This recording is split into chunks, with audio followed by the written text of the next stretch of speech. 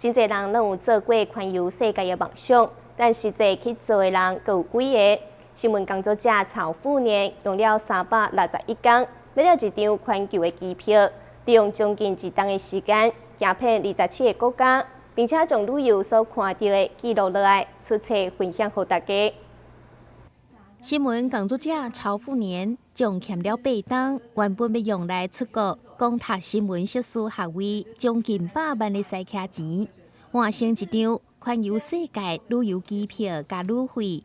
向报社申请1冬留职停薪，就载着简单的行李出发去环游世界。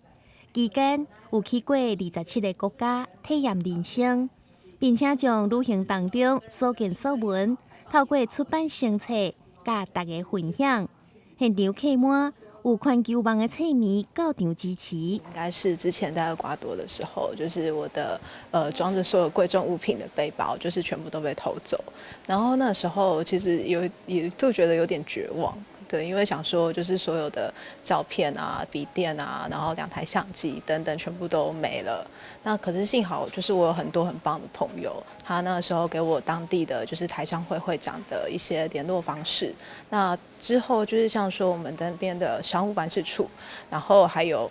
就是我的一些当地的朋友，然后路上遇到的人都给我很多帮忙。对，所以这其实到最后就是事情有顺利的解决，然后也是一个很特别的回忆。其实因为那个时候是觉得说，既然有这一年很难得的机会，那我中间当然是遇到了蛮多困难，或者是像是被偷啊，然后差点被抢啊，或者是可能有一些骚扰之类等等。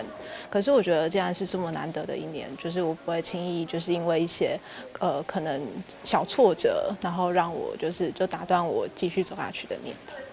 出发到世界讨生活这本册，不只是一本旅游册而已，其中更包括作者以身为新闻工作者的角度，观察各地社会议题。俗语讲，读万卷册不如行万里路。经由这段旅程，也让曹富年在回归新闻专业领域了后，包括采访或者是观察人事物店面，拢有更加独特的观点。